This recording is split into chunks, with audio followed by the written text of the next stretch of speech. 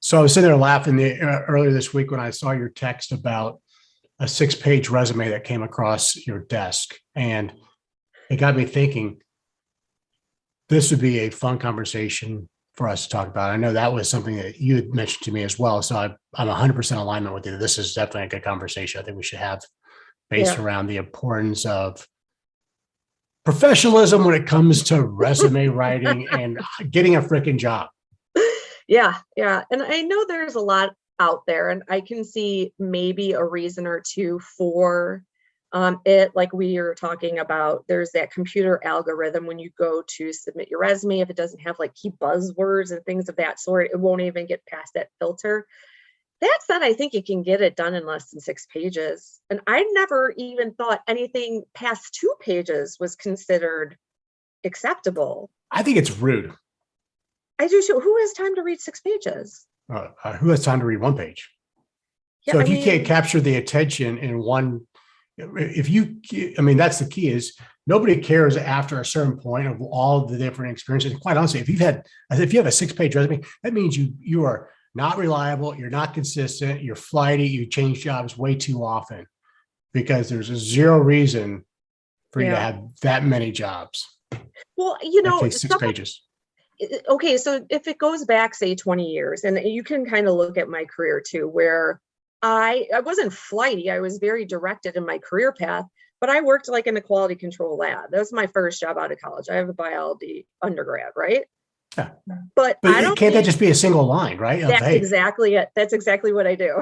Because it's not relevant to what you're doing now. It was just a stepping stone to get there. And and I'd say the same thing. I mean, the last two jobs probably prior or where you need to really elaborate because that was the substance of what you've done. It's what have you done for me lately? Because if you can't come into an organization and tell somebody, a hiring person wants to know what value you bring into my organization, why are you qualified to do this, and why should I talk to you?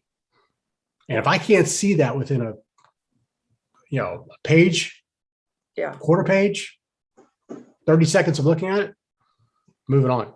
I would have hit delete. I 6-pager. I would have too if it was hiring for my position. But I've noticed on the other side of the business, it seems to be almost standard that they have these exceptionally long resumes. And to me, I just don't see the need for it because isn't that part of the interview process? Like if you have the experience, okay, great. Now let's interview and talk about it. So see if you can talk intelligently. But to have 6 pages, I don't understand the thought process of like, this is a great idea. I hope you had a cocktail when you were reading that because that's like a novel. Well, yeah. And it's like, as soon as I saw it, and this is my honest reaction, I went, what? And I just like scrolled through and I was like, I couldn't even focus on it because there was so much. It was too much. Right. Yeah. And like you said, if you can't capture somebody in the you texted me saying, I've got a 6-page resume here. I got to look. I mean, you got distracted by the comic framework of it. Because I had never seen, first of all, I think that's the longest resume I've ever seen. But what story are you telling in 6 pages? Like, what is so important that it takes 6 pages? Like, I write blogs that aren't that long, and they can make more of a point than this resume did. Not that the person wasn't qualified, not that I didn't like them, but I was just kind of left scratching my head of like, do you really expect somebody to read this? And I know I said it, I think kind of in the interview. Oh, you did? Like, I did. I kind of alluded to it like half jokingly. I was like, yeah, I didn't get through your resume. The 6-pager worked though to get at the interview. I suppose so. It got through the algorithm, and maybe that's the tactic.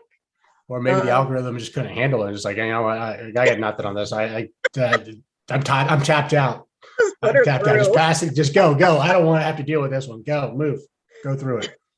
I mean, I think it would be interesting for hiring for HR, somebody in HR that specializes in this, because it would be really interesting to get that feedback on a 6-pager. I mean, personally, anytime I've ever had to look and hire someone, and I look at resume, I look basically at the last job. What are they doing? And what's to me, I think the intro letter is more important. Oh, really? Than the resume. Well, they're storytelling. They're telling a story. You can see somebody's personality in a quick cover letter. Yeah. If it's a boilerplate, wow, you really are really interested in what we're doing. When you can just tell it was just plugged in. You know, resumes. I mean, if somebody looked at my resume, they'd be like, oh, okay, cool, whatever. But when you talk to somebody, you can actually, how do they write? How do they communicate? To me, especially in what we do, that's really important. Yeah, I would say from the marketing perspective, 100%, it's a lot more important. It just, to me, I just never thought that in any point of any business that was ever acceptable in any group. I mean, and there was procurement, it was sourcing, and it's great that. So it wasn't fun reading. I mean, at that point. What you knew wasn't going to be a good time. Wow, this is going to be fun. A 6-page procurement resume. Wow, can't wait to dig into that one. Exactly. And then on top of it, half of it wasn't even procurement. The thing is I would keep that 6-page resume, because if we ever do have another toilet paper shortage, or it'd be good to have that as a back stock of inventory, because you just never know when you need it. You maybe use it. It maybe come in handy for something else. But you did actually bring up something. One other thing I want to bring up is you mentioned like job hopping and stuff. What is your thought when somebody leaves one? They go to a job for a year or two, and then they move, and it's consistent. They do that a lot. What is your take? I agree. I absolutely, I know the younger generation will completely disagree with me. Millennials and younger. That said, what can you really get, in my mind, what can you really get accomplished in a year? I mean, you can, not much, maybe something, but to me, to achieve success, you'd need to be in a position for at least a couple of years before you can say, I did all these great things, before you move on. That said, if it was like a bad position, maybe from the get-go, and you're like, you know what, this just wasn't for me. I have one of those transitions where I was like, no, I made a mistake, I'm done. But you can see in the rest of my career progression, I was at Lilly 6 years, I was at this place, 7 years, I was at this place, 2-3 years. To me, job hopping, I don't see what you're getting accomplished. I don't feel like you're like, the point of it is to get experience. How much experience are you really get if you're there for 9 months? What's the old adage saying is hire slow, fire fast? Where you take your time, find the right people, ask a lot, put the pressure on them to really make that hard decision. But, I think, within that first 60 days, whether you've got, and sometimes it's even sooner, if they're a right fit or not. I mean, 100%. And if not, you've just got to find a way to transition, make it work for both parties. But I mean, it's the culture. I think the whole culture fit is, I think it's more important sometimes than the actual ability, because you can a lot of times coach, or if somebody's willing and they fit right and they want to invest and they want to put the time in it, and they're just a good fit, hey, this we want this type of person on our team. Yeah, you'll throw resources at them to get them up to speed and overcome that. It's the people that just come in with all this wonderful experience, but they are just cancers, and you're just like, this is just, nobody wants to be around. Gotta get them out. Well, and it's funny that it brings this up. So I was thinking about, we had another conversation about, whenever you do take on a new job, you talk about job hopping. You always get these people who are like, oh, in my last job, oh, and when I was at this place, when I was at this place. And I know it's very easy to do when you're someplace, but after like a while, that just gets so old, and you're like, I get it, you worked wherever, but you've been here a year and a half. Why do you care? You should go back. You should go back there then. Yeah.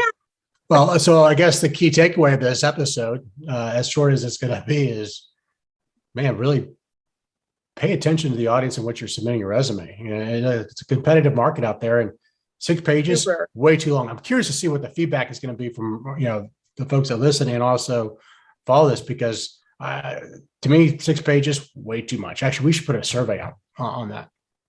Yeah, that's not a bad idea to see what the average length is. I feel like it should be, I know the old adage is like 1 or 2 pages is acceptable.